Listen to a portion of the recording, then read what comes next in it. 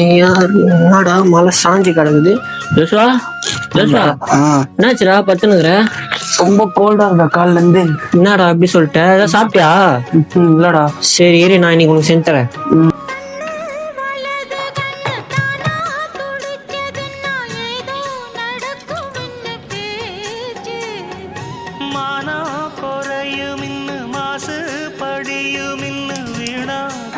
முடிஞ்சு போச்சு.